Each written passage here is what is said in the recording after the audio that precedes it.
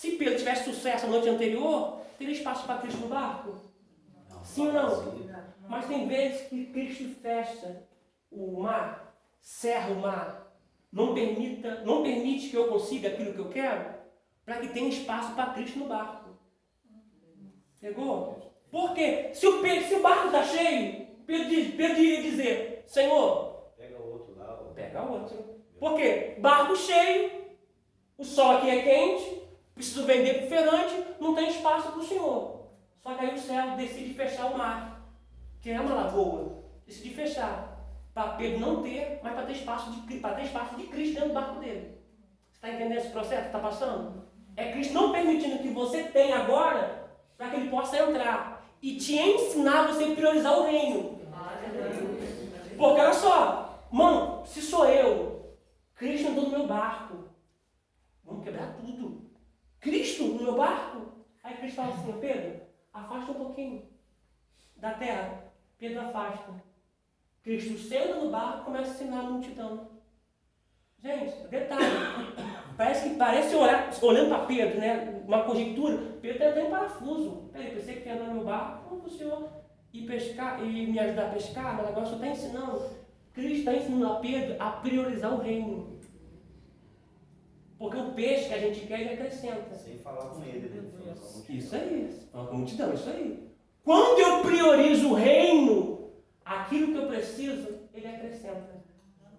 Posso pontuar isso aqui? Todas as vezes que o reino abre uma porta para uma necessidade, não é necessidade, é oportunidade. Que o céu está te dando para você ser abençoado. Tá? Tudo que Jesus queria era um barco.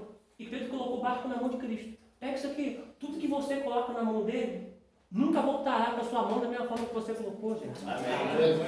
Vou voltar para Ana. Quando Ana muda essa oração, estou falando do eufemismo, quando ela muda essa oração, o sacerdote libera uma palavra. Vai, e o Deus de Israel te concede a tua petição. Tudo que Ana queria era uma palavra. Estava na boca do homem de Deus. Do sacerdote, né? Apesar que ele estava numa fase horrível. Mas detalhe, uma palavra mudou a vida de Ana. Aí quando a gente lê, diz a Bíblia, e Eucana conheceu Ana. Vem cá, vida, fica aqui. Quando a gente lê o texto, quer ver? Abre lá comigo, 1 Samuel. Deixa Romanos aberto aí, capítulo 8. Abre lá 1 Samuel, por favor. 1 Samuel. Fica aqui um pouquinho, tá?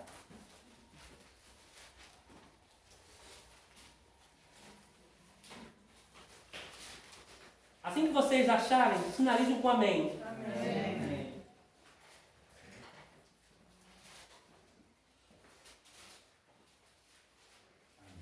Eu tenho 57 Bíblias em casa. E tem uma tradução que é de Jerusalém e uma tradução de Ave Maria. Ela é muito rasgada, ela é direta. Essa Jerusalém é católica ou não? Ou não? Ou ela... Cara, ela fica ali no meio. A Jerusalém diz que a tradução dela é muito boa. Ela é boa. A israelita também é muito boa. Capítulo 1 de 1 Samuel. Nós vamos ler a partir do versículo de número 18. Tá? Mas eu quero focar no 19. Vamos ler a partir do versículo 18. Aleluia, Jesus. Acharam? Amém. Diz assim, ó. 1 Samuel, capítulo 1, versículo 18.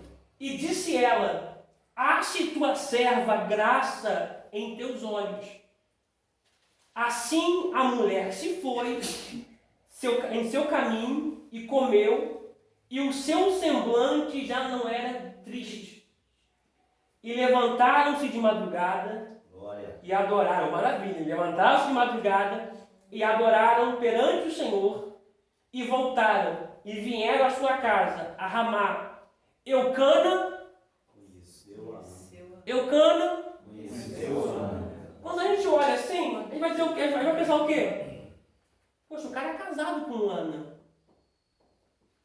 Isso aqui é um eufemismo que a Bíblia usa a ponto de a gente não se escandalizar, de não colocar o texto rasgado. Porque se a gente olhar assim, a grosso modo, é isso aqui, ó. Prazer, seu Eucana, prazer, Ana.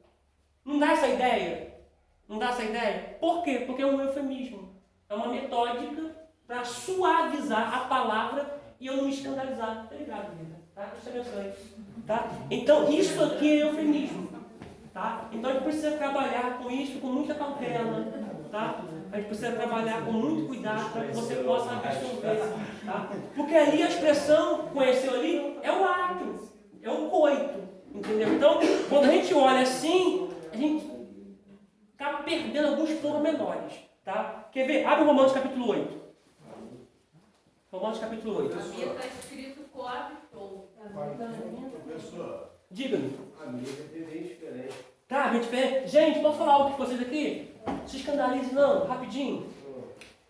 Eu gosto muito de Bíblia, tá? Só que existe uma... A gente tem que falar por código, né? Porque agora estão derrubando a nossa aula se eu falar rasgado. Tá? Então agora vocês estão tentando escalar. Existe uma tradução, 3, que uma seita não sou. Essa tradução, ela, de certa forma, ela muda a palavra de Deus. Tá? O que Paulo diz que muitos mudaram a palavra. Depois a gente vai até ler esse texto. Para poder atrair os fiéis para si. Ou seja, como o sábado, como um apontamento para a salvação. Exemplo, eu estou passando mal, que isso seja repreendido, mas é uma expressão. E eu adoeço, hoje é segunda, eu adoeço na quarta-feira. Então, eu aceitei Jesus Cristo, porque essa palavra também aceitar, a gente vai trabalhar com ela mais para frente. Porque o certo é confessar Cristo, Romanos 10, 9. Com a boca se confessa e no coração crê. Tá? Porque não foi eu que aceitei ele, foi ele que me escolheu. Tá? Isso a gente precisa pontuar também. Aí olha só, nessas traduções apontam que o sábado é um meio para a pessoa ser salva. Ou seja, anulando totalmente a graça. Porque a salvação é pela graça. Não é mérito meu. A salvação é pela graça. Não é para eu bater no peito e falar assim, eu sou salvo porque eu sou bom. Eu sou salvo porque eu sou o cara. Não.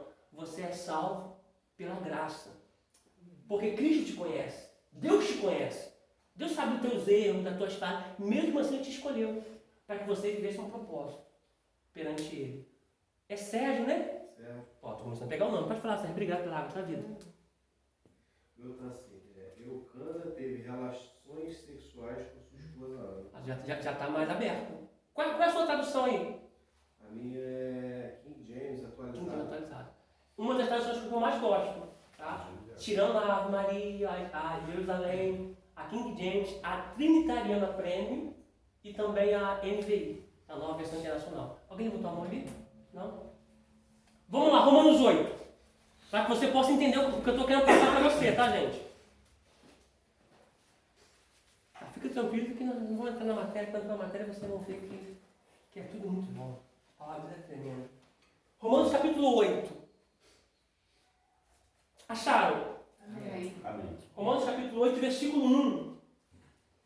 Na de quem está assim? Porque agora nenhuma condenação há para os que estão em Cristo Jesus. Ponto final.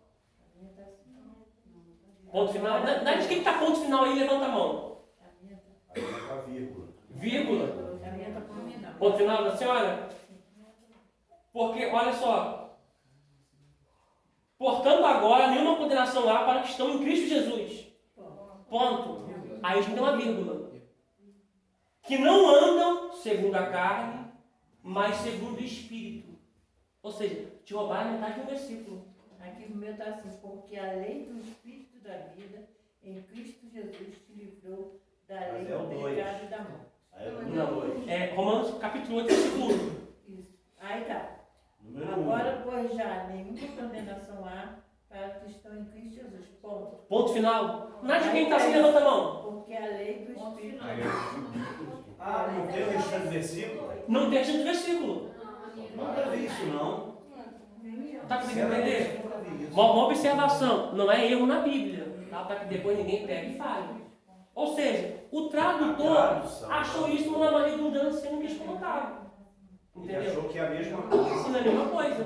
Por quê? Porque o texto não termina aí, nem no grego, nem na Septuaginta o texto termina aí. O texto continua, mas que não andam segundo a carne, mas segundo o Espírito. Na de quem está sem completo, levanta a mão. Na de quem não está, te roubaram metade de um versículo. Processo bem. Tentou entender? Por isso que é sempre bom você ter várias traduções. Tá? Quer ver outro texto? Abre em Efésios capítulo... Oi? Não, gente, pelo amor de Deus. Pelo amor de Deus. É a palavra de Deus. Tá? Só que uns colocaram e outros não. Entendeu? Isso é por conta do tradutor. Tá? Por favor, abre em Efésios. O certo é a gente estudar o grego. É por isso que eu estudo grego. Estudo grego, aramaico e hebraico. Porque quando você pega a Bíblia na linguagem original, rapaz, você fica maravilhado. Eu entendi. Eu estou quase rolando dentro de casa lá, pergunta a ela. É muita coisa, eu fico andando pela rua, tem muita coisa. Sabe? Mas enfim. Não por presunção, tá, gente? Para poder te passar, entendeu? Com muita humildade, sabe? O que a Bíblia de fato nos diz. Porque a cultura não é nossa. O idioma não é nosso. O espaço geográfico não é nosso. Quer ver uma coisa aqui? Quer ver?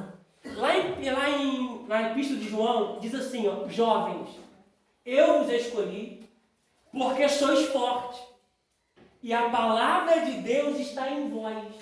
Eu preguei no congresso jovem, acabei com o congresso. Porque no grego ali, o jovem ali não é jovem. O termo grego ali é para quem já é maduro, tem sua consciência formada na palavra e não se deixa levar por fábula, por invenções. Ali que está essa expressão. Quando a gente traz para hoje, jovem. Isso aí. Quer ver uma coisa que é interessante? As retratações cinematográficas mostram Jesus como o quê? Carpinteiro. A gente traz para hoje. Carpinteiro faz o quê? Móvel. Só que se a gente pegar na cultura, carpinteiro ali é o mesmo que arquiteto. Mesmo que arquiteto fazia construção. Não tem nada a ver com móveis. Porque ele é pedra angular.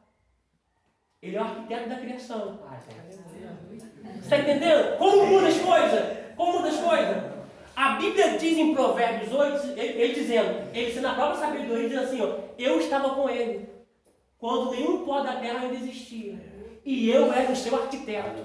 Ele é a pedra de esquina, a pedra que dá base. Ele é o quê? Construtor. Quando traz para os nossos dias, a gente acaba se perdendo nesses valores. Então vamos lá, Efésios. Gente, eu sei que vocês não vão rolar na cama hoje com tanta coisa. Vamos lá. Tá gostoso. Tá gostoso, tá? Efésios, capítulo 5.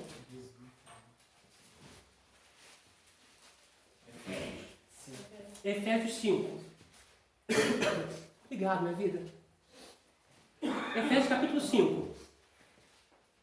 A gente vai ler o versículo de número 30. Efésios, capítulo de número 5, o versículo de número 30. Acharam? Amém. Na de quem está assim, porque somos membros do seu corpo, da sua carne e de seus ossos. Levanta a mão. Rapaz, só do pastor Luiz Otávio que está assim? Uau, gente! Meu para no corpo. Então vamos lá.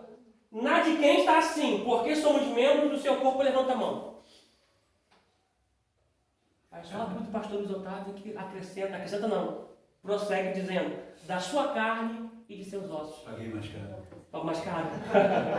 Olha que interessante. Pode falar. A minha termina em corpo, porém tem um Czinho, né, aqui de estudo, aí embaixo ele, um Czinho ele bota. Para conferir, ou conforme. Tirados da sua carne e dos seus ossos. Ah tá, então ele botou. Ele completa lá. Ele completa para você conferir, para conferir. E detalhe interessante, olha só. O tradutor também achou que isso aqui era uma redundância. E colocou que nós somos membros do seu corpo somente.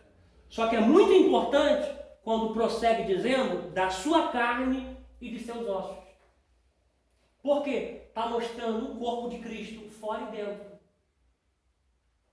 Posso pontuar isso aqui, cara? Ela gosta de coisa fora, vou pontuar isso aqui. Porque não adianta ser corpo somente dentro. Precisa ser corpo fora. Porque ser crente, ser corpo aqui dentro é fácil. Eu preciso ser corpo fora. Pegou, né? Porque a gente vive no meio de pessoas que são corpo somente dentro da igreja. E não é corpo lá fora. Tá? Então eu preciso ser o quê? Corpo aqui dentro e corpo lá fora. Ou seja, eu preciso, aonde eu for, eu representar Cristo. Posso liberar algo aqui? A Bíblia diz que nós somos embaixadores do céu. Você representa Cristo lá. Vou pontuar, no seu bairro você representa Cristo. No seu trabalho você representa Cristo. Na escola, na faculdade, você representa Cristo. Nós somos embaixadores do céu. Nós representamos Cristo aqui na terra. E a pergunta é, como você tem representado Cristo lá? Eu gosto de silêncio. Demora, senão que a palavra, ela entrou, tá? Então a gente vai estudar, sabe? Com muita humildade e com muito empenho acerca de tudo aquilo que Deus quer transmitir aos nossos corações. Tá, gente? Eu quero que você abra comigo, por favor, um texto. Abra, por favor, em 2 Coríntios. 2 Coríntios, capítulo 4. Perdão, 1 Coríntios, capítulo 4. Obrigado. Deixa eu abençoe, tá? 1 Coríntios, capítulo de número 4. Vou colocar aqui embaixo, ok?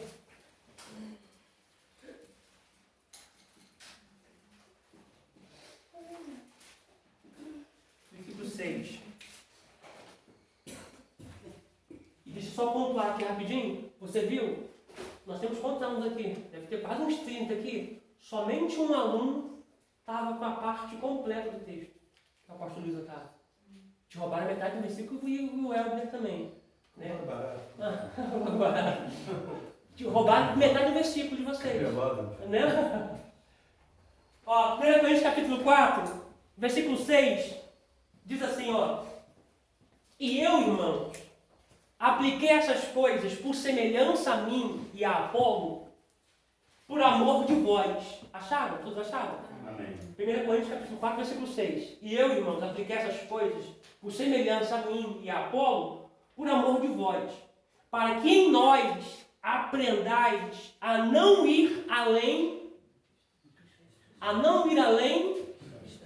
do que está escrito. Olha para mim aqui.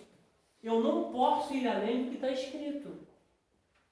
E se a gente olhar por aí, quantas pessoas acrescentando aquilo que a Bíblia não diz? E a Bíblia diz, ai daquele que acrescentar, ou ai daquele que tirar, seja um tio ou um jota. Essa expressão ali é isso aqui, ó.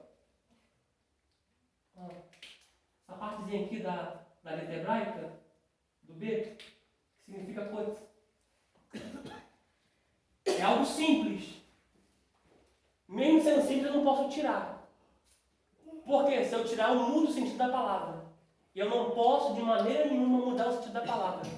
Eu não posso colocar na Bíblia o meu achismo. Eu tenho que colocar e aplicar de fato o que a Bíblia diz. O que a Bíblia fala. Ok? A gente anda por aí, a gente vê quantas pessoas acrescentando o que a Bíblia não diz. Quer ver? Abre em Provérbios 30. É diferente de, tipo assim, do pastor está escrito completo, a minha está incompleta.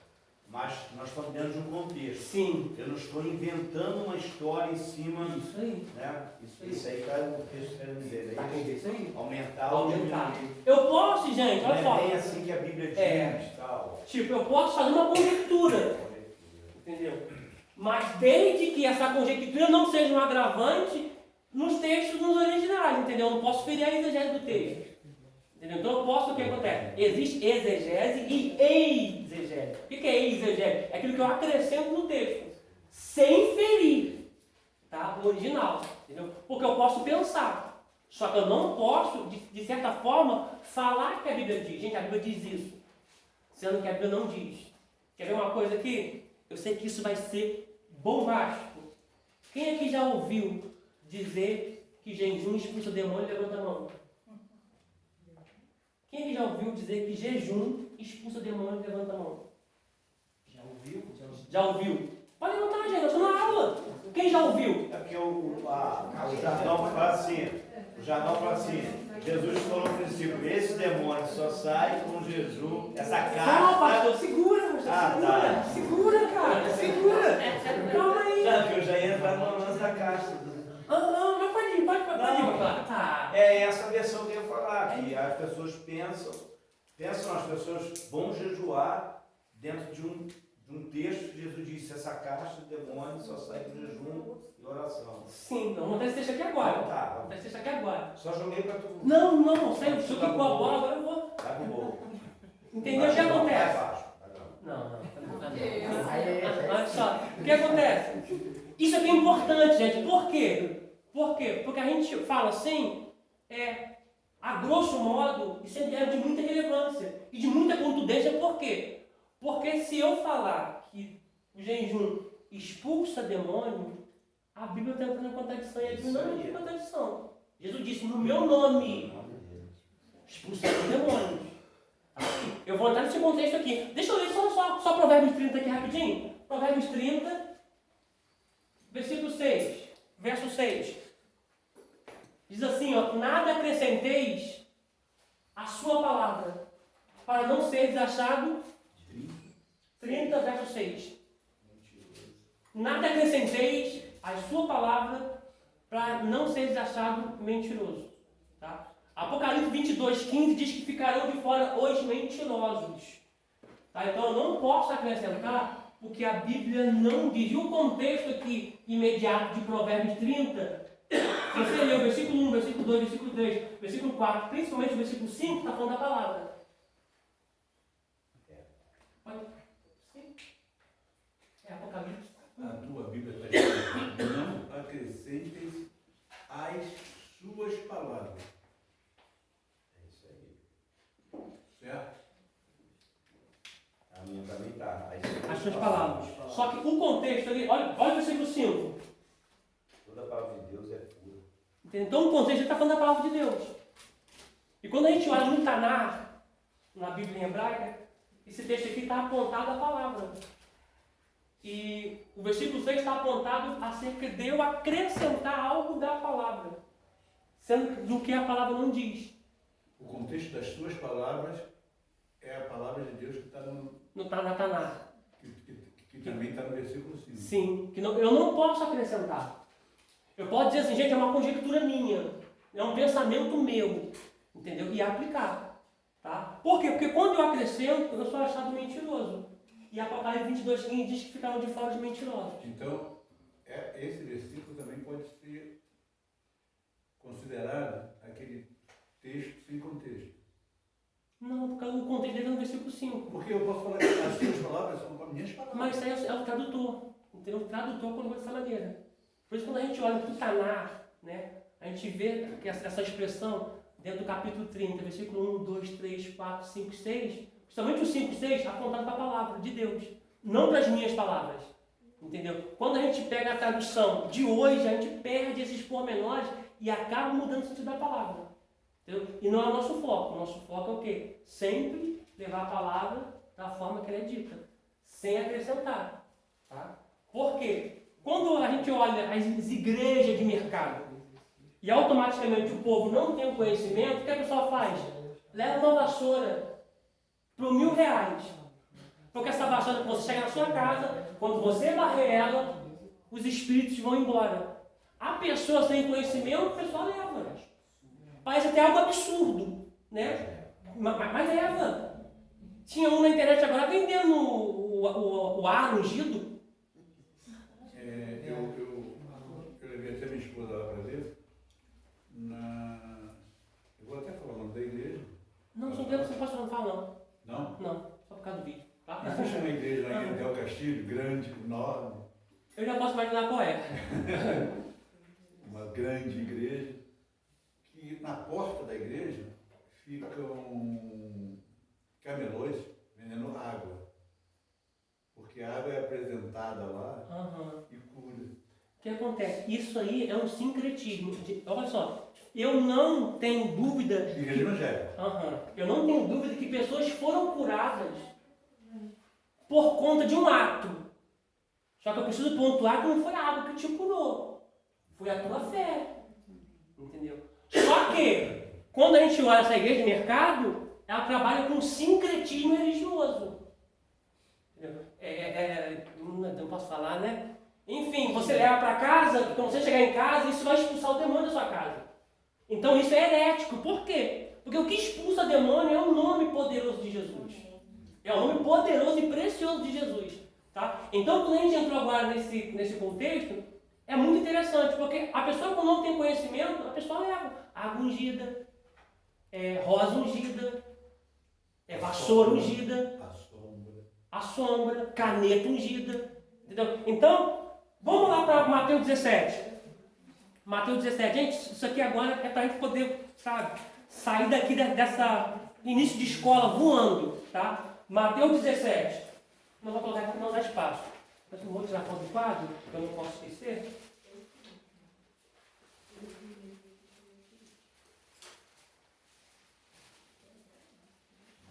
O maior problema não é essas igrejas viverem sincretismo religioso.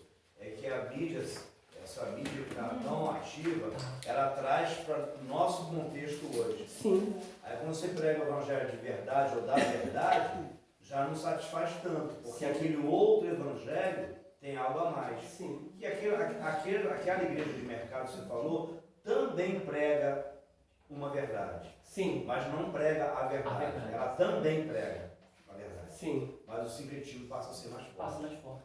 Então a gente quer viver a totalidade da palavra, acaba passando dificuldade hoje, como Sim. pastor, como igreja local. Sim. Sabe? Verdade. Porque a dificuldade do senhor, de pastor que é presidente, é essa dificuldade do senhor ter que apacentar um rebanho, né, igual o pastor Fabrício também, apacentar um rebanho, e a pessoa em casa tem a internet e seguir um certo influência. De segunda a sábado ela segue uma influência. Isso aí, Aí domingo ela vem aqui. é pra igreja. Não, pastor. Não tá Aqui, legal. ela que não me deixa, mas eu já estraguei uma live de um monte de gente. Porque nem sempre alguém tem que falar acerca do dízimo. Então, quando a pessoa fala dos 4 dízimos, que é cultural, que é para Israel, não é para gente. Não tem como a gente, aqui no Brasil, cumprir esses 4 dízimos, que está na lei. Aí a pessoa vem na internet e, ó, pastor é ladrão, pastor é pilantra, porque aqui o dízimo aqui, ó, é da lei. Só que detalhe, esses 4 dízimos, que é o Marcer, Rishon, Marcer, Ani, Marcer, Sheni, Marcer, são 4 dízimos, que são dízimos culturais para Israel. Tá? Só que o dízimo que a gente pratica não é um dízimo cultural, não é um dízimo que está na lei, é um dízimo que Abraão praticou séculos antes da lei, que é um princípio perene, princípio eterno. E o dízimo é tão poderoso que Jacó fez um dízimo com voto. E ele saiu de casa, Isaac, basicamente, estava cego. Isaac fala para Esaú, vai buscar uma caça para mim que eu vou fazer antes que eu morra. Ou seja, Isaac está dizendo assim, ó, eu vou partir, eu estou sentindo a morte. Automaticamente, Rebeca, você conhece todo o texto, chovendo molhado, fala com o pai Jacó fazer, tal, então Jacó faz. Detalhe, Jacó sai de casa fugido.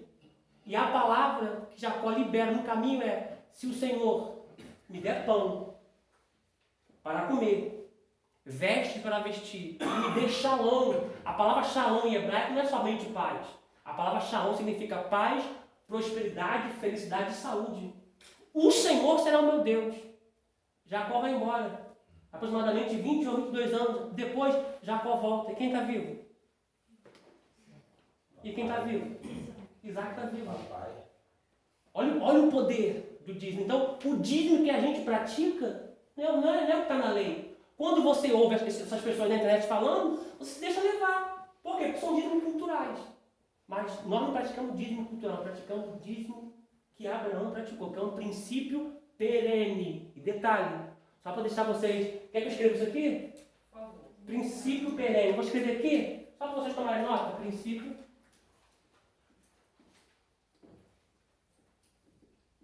perene.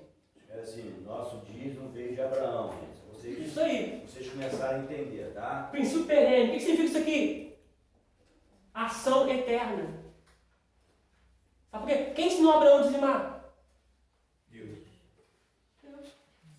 Não tinha lei? Não tinha lei? Quem ensinou a dizimar? pega isso aqui. Ah, gente, não sei porque eu entrei isso aqui não. Enfim. Olha que coisa linda. Olha que coisa linda. O Jacó, ele paga um dízimo, tá? Quando ele voltou. Ele entregou o dízimo para quem? Para Esaú. Porque ele disse assim, ó, eu vejo Deus na tua face. Primeiro ponto aqui. Para quem eu devo entregar o dízimo? Para quem primeiro me alimenta com pão e vinho, Melquisedeque. E quem eu consigo ver Deus na face. Ai, Jesus, que isso? E detalhe,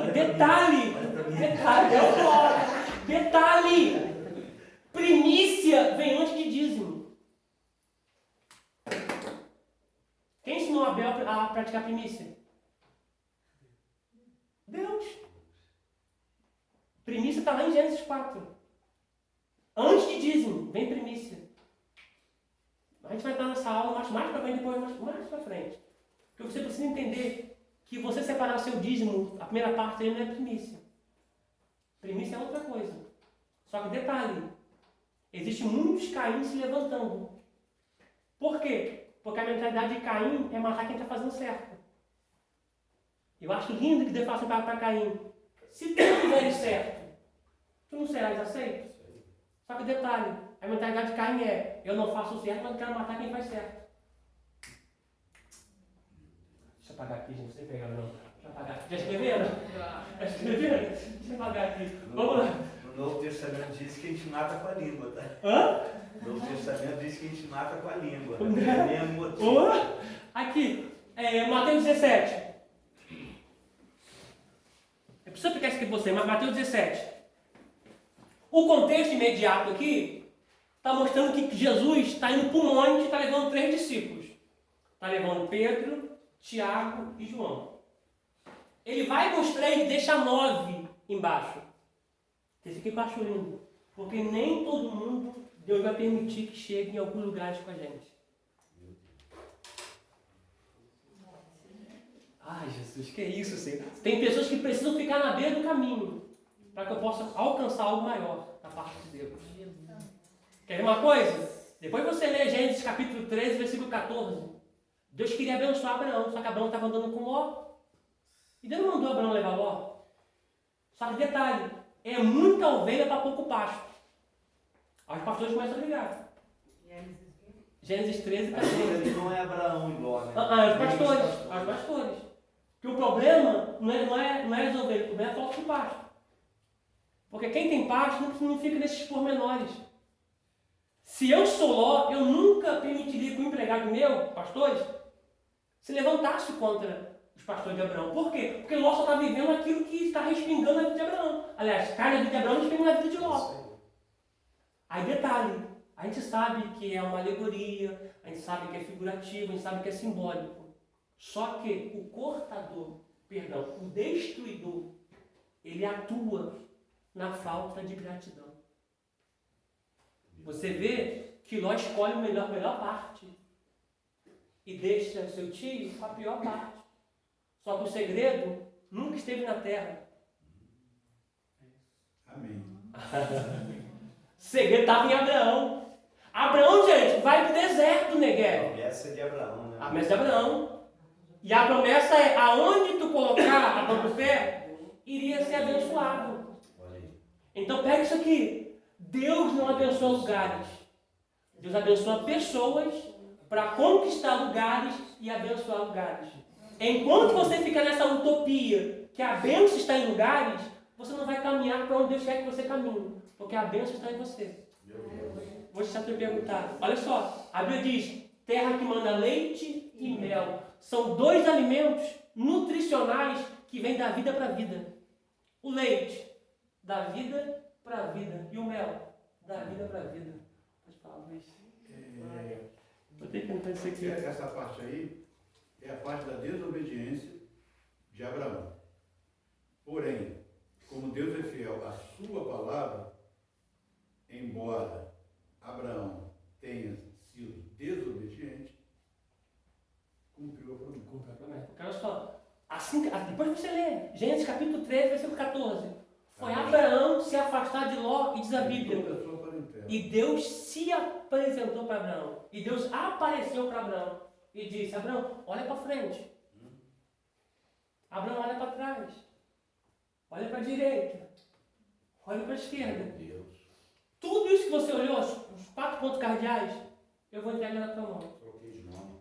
Não é Abraão.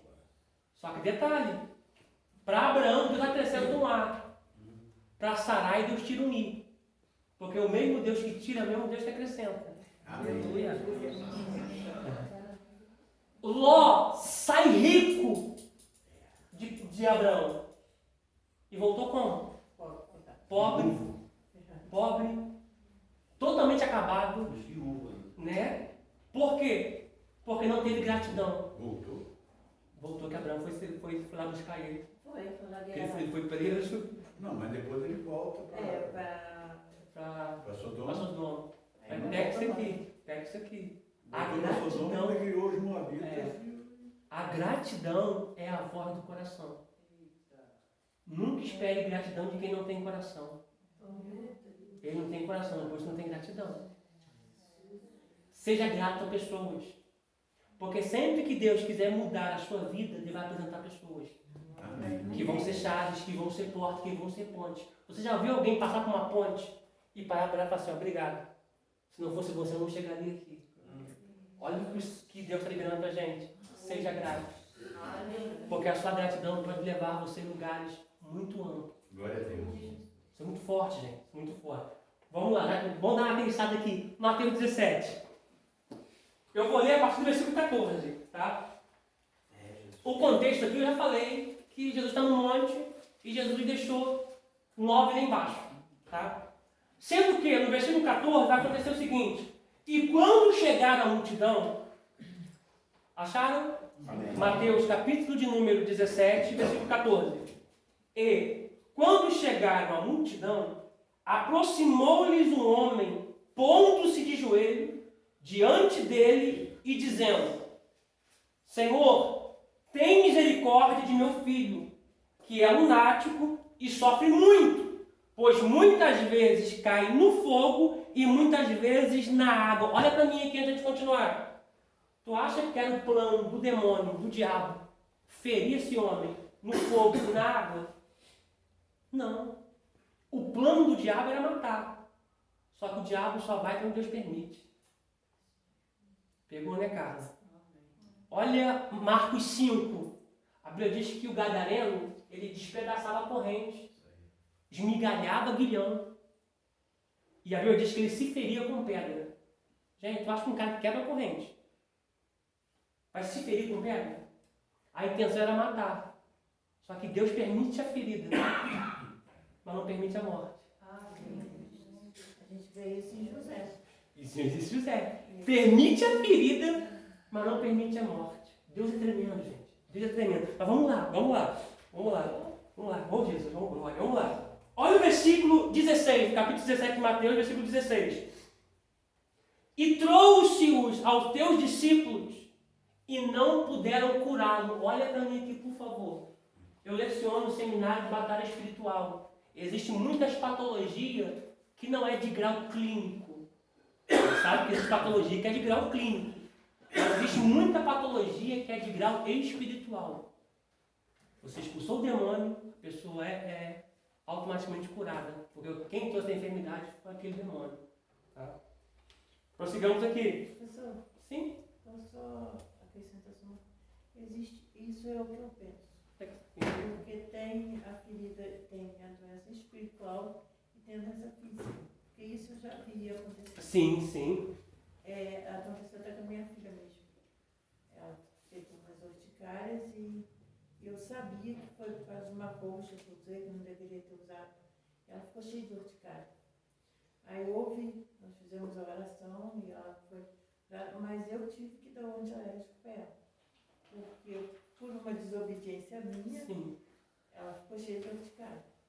Aí o pastor orou e tal, mas ela teve que usar o antialérgico para tirar da cara. Porque o que a gente tem que ter, a gente tem que ter o que? Sensibilidade espiritual para saber o que é natural e o que é de origem espiritual. Entendeu? Porque nesse último tempo do fim, um dom que a igreja precisa buscar com zelo através do Espírito Santo é o dom de discernir espíritos. Tá? E, gente, isso que eu preciso dizer. Nem tudo se coloca na internet, não. Às vezes tem um mover sobrenatural quando a pessoa quer filmar, quer registrar e colocar na internet. Aí vem a pessoa lá nos comentários dizendo, isso é diabo, isso é demônio. Eu estou falando a grosso modo. E automaticamente, olha aqui, a grosso modo. E se for o Espírito ali de Deus que esteja trabalhando, a pessoa blasfemou. Olha que perigo. Então, a internet é uma bênção, mas nem tudo é ficar postando, não. Nem tudo. Por quê? Para que outras pessoas automaticamente que não tenham a mesma visão minha, ou a mesma maturidade espiritual minha, acabe, sabe, de certa forma ofendendo, acabe pecando por conta das minhas ações. Tá? Prossigamos aqui. Versículo de número 19. Aliás, perdão. 17. Vou ler 16 de novo. E trouxe os teus discípulos e não puderam curá-lo. Versículo 17. E Jesus, respondendo, disse: ó geração incrédula e perversa. Gente, olha para mim aqui. Olha para mim aqui. Está exclamando. Olha para mim aqui. Incrédula é falta de fé. Agora, perversa, eu acho lindo que tem um comentarista do grego que diz que essa expressão ali é para quando eu posso fazer o bem e não faço. Eu me torno perverso. Porque a gente tem que fazer o bem sem olhar quem. Quando eu posso fazer o bem e eu não faço, eu me torno perverso.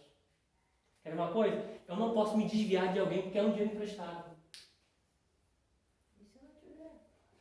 Não, nesse caso aqui, nesse caso aqui eu estou falando assim, se eu tiver, eu não posso me desviar dele.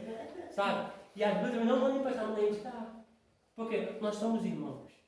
Entendeu? Então, a gente olha para esse texto aqui, dentro desse, essa visão que eu estou passando aqui, de perverso, é quando eu posso fazer e não faço.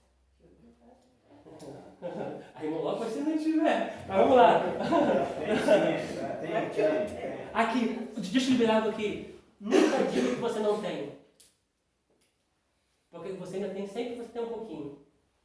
Lembra da mulher da Bíblia de Serepta? Ou Sarepta? Ela vai dizer assim, a tua serva não tem nada. Senão, ou a não ser, ou seja, ela não falou que não tinha nada. Mas agora ela completa. A não ser uma botijinha de azeite. Autocomiseração, né? Isso aí. Só que detalhe, gente, pega isso aqui. Gente, isso aqui é muito importante. Meu Deus, pega isso aqui. Deus manda Elias sair de Querite e ir para Sarepta. Para Elias, Deus manda uma palavra. Para a viúva, Deus dá uma ordem. Que a Bíblia diz, eu já ordenei a viúva. Então pega isso aqui. Você nem chegou, mas tem gente que já recebeu uma ordem a teu favor. Você só não pode parar, continua. Porque as coisas vão fazer com que você pare e retroceda. Só que detalhe, Deus já ordenou. Deus já liberou, não sei quem pega. Mas já liberou. Pode falar isso.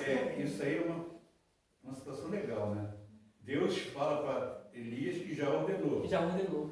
Aí Elias chega lá e fala para ela fazer o bolo. Me dá água. Aí ela vai buscar água, quando ela vai buscar água, Vai buscar faz um água pra mim. primeiro, vai buscar água que está faltando. Não tinha. Não tinha.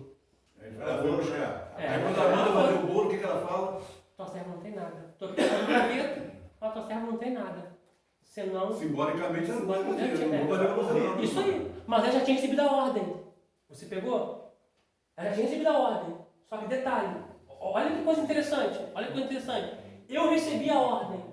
Só que detalhe. Será que eu estou sensível para praticar aquilo que o céu liberou para a minha vida? Porque pega isso aqui. Quem foi abençoado? Elias ou a mulher? A mulher. A mulher, gente. Porque diz a Bíblia que ela e Elias e o filho comeram todos os dias. Até voltar a chover. Então pega isso aqui. Pega isso aqui. Sempre que o reino lhe mostrar uma necessidade, não é necessidade. É uma oportunidade. Não é para você abençoar, é para você ser abençoado. Porque a gente cria uma utopia seja a seguinte, eu sou abençoado quando eu recebo. Mas a Bíblia diz em Atos 20, 35, melhor coisa é dar. Bem-aventurado é aquele que dá, do que aquele que recebe. Eu tenho testemunho. Tem, né? Só um entendimento espiritual para quando você lê o texto, por ler texto, você vai ver que a viúva não quer dar o bolo. Não, claro que não. Por quê? É ela e o filho, poxa, eu vou tirar da boca do meu filho. Se a gente olhar assim, nessa visão assim, nessa dureza do coração, a gente pode até entender, poxa, é mamãe, entendeu? Só que Deus já vira liberado da palavra. Entendeu? E as coisas só vão acontecer se automaticamente ela praticar aquilo que foi Ela liberado da diz vida dela. não e faz. Que faz. Ainda bem que ela fez.